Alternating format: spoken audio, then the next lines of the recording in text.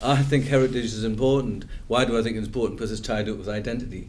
And that my identity is tied up with Jarrow, where I was born, with the kind of politicising that went on with me because of an event. And I think that's one thing, that, you know, and that the power of this big monolithic industry there that it had on these people here. And that I think we become more interested, perhaps you're doing, but I think you are to an extent, because you become more interested the older you get than the past. You know, I think that's what happened with kids. I certainly wasn't interested in, as a kid, I was very like yourself, kind of myopic till 16, 17, just the world was out there somewhere and I was unaware of it. But I think, you know, when you get a bit older, like me, and I think about the past a lot, because it's tied in with not, as I said, with identity, but it's also tied in with the way you perhaps you behave in a certain way because of your father, your grandfather, and those kind of things. The work that they did. Why did they do that? Why did they have to do that? Why is that Ledgate called Ledgate? Why is it called East Low? Why all those kind of things? Why, you know, your great grandfather was I was talking to one guy last week, the other week there, and the itinerant life that he led, because nothing is new under the sun. But his father went to Staffordshire and Nottingham and came back and worked in the pits, and his childhood was like that. He got a year's work in Staffordshire, then he come back here, and he did the shapes and the brickworks for the furnace, you know, and it's just things start to put into place in terms of yourself and the area, and therefore when you have a clearer picture of yourself, I think that's tied up with status needs, that you have more self-esteem because we know where we come from. We haven't come from Swindon or Reading or, you know, one of those where there's perhaps less of a distinct identity. We've come from the northeast, and everybody here is proud to say, I've come from Consett. You've travelled, but you've come back to Consett because you feel something about it makes you feel good. You know, okay, it's your housing and all those other kind of things.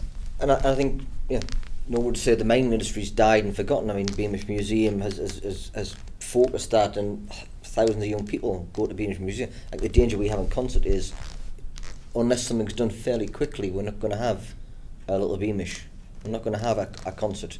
And the young people, I don't think, certainly my generation and younger, will put as much effort into trying to create it as your generation would. And I suppose that's partly why I'm getting involved a little bit, because I do see the need for something there.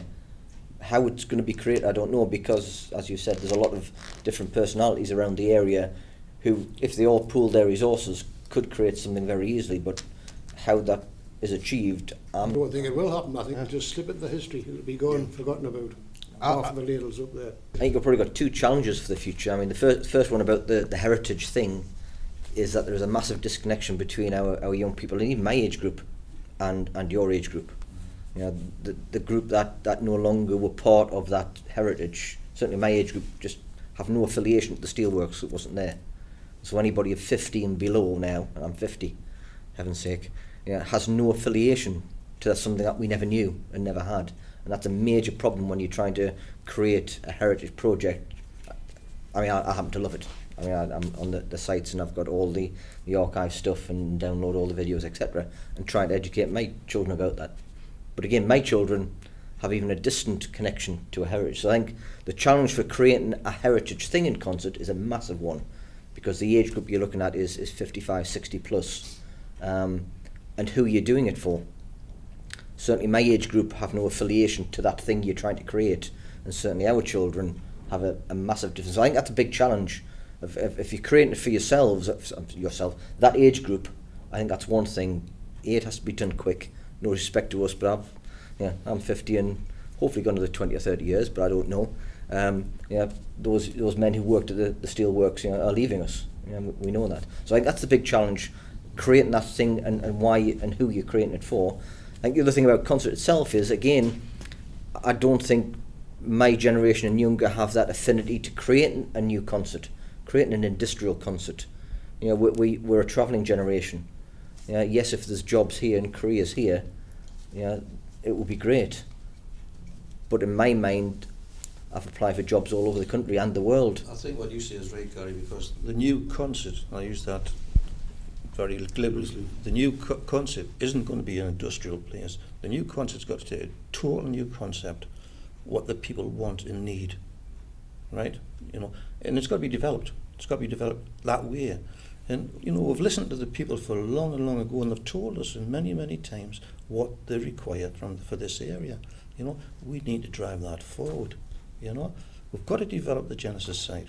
The centre of Consett has got to be redeveloped into something different, because the shopping now is now on the outskirts of Consett, which is in big supermarkets, right? We've got to accept that. That's going to happen. So the new concept within the centre of Consett now has got to be developed. It's got to be developed into something which is going to attract people. But it's got to be of interest. Part of the heritage could be part of that. But it's got to be developed. And we need somebody or organisations to take that on. Whether it's the council or whether it's got to be these organisations you talked about, Alan. You know, it's got to happen. And that's the future for Consett. What's happening at present, where this present government's got austerity measures coming in, that gives the chances of being a lot more slimmer, because the funding's not going to be there to actually do that. You're going to have to prioritise, like the highways, in desperate repairs.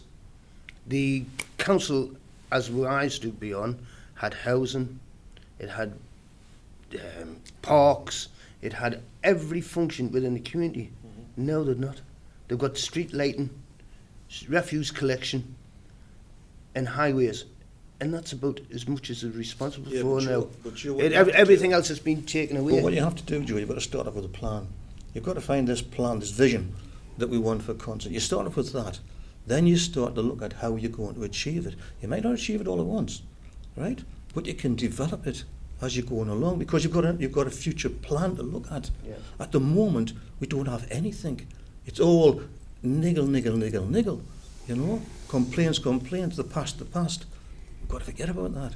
We've got to get this vision of what we want, the new Consett. And I use that glibly. The new Consett has got to be developed with a new vision and a new idea, a new concept for Consett Centre. We're going to have the shopping on the outside, whether we like it or not, right? Whether we have the new school over here or whatever, it doesn't matter.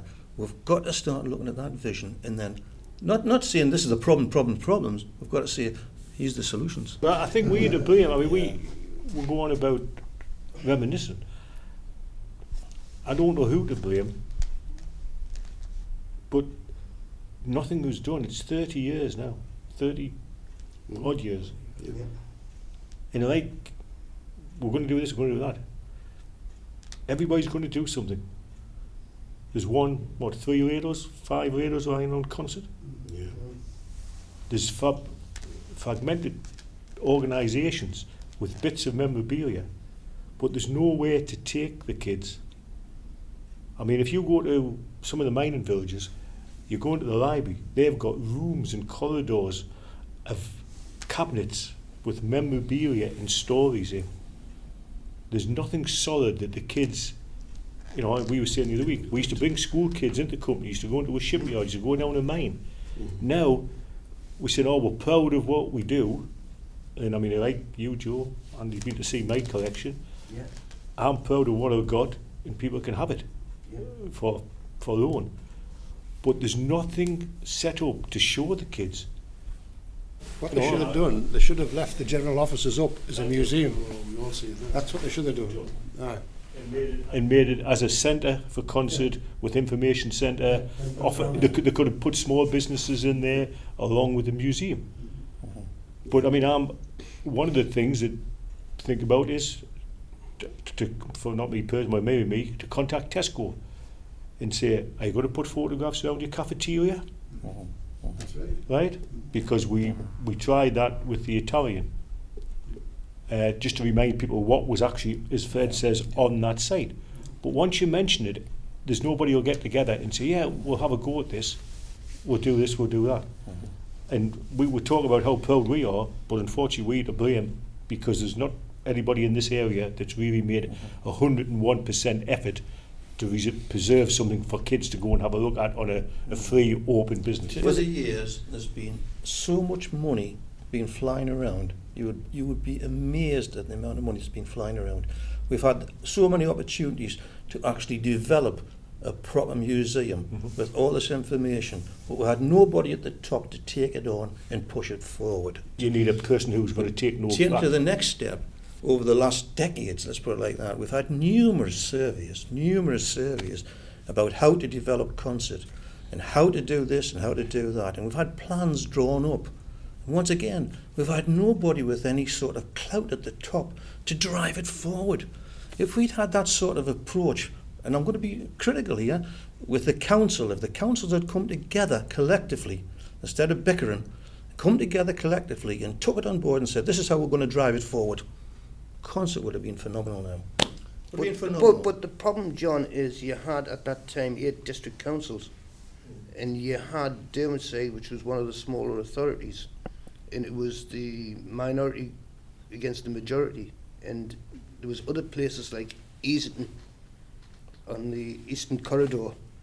That was decimated through the coal industry, and a lot of money was directed towards the Central Corridor down the A19 and trying to build there. There's a building standing now which is derelict, right next to a park which somebody has spent a lot of money developing over the last 5-10 years. There's a building across the other side of the road which was an ideal heritage centre. It was up for peppercorn. It was originally sold for that reason. And it was never ever taken on, and I don't know the politics of it, the council or whatever. They developed the park, the building 20 yards from from here. Why wasn't that converted when they knew the plans were coming in for a year to develop all this? Why wasn't that taken on at peppercorn rent or peppercorn mortgage and converted into a heritage centre? To be perfectly honest, there's even better sites in the middle of Consett. Better sites.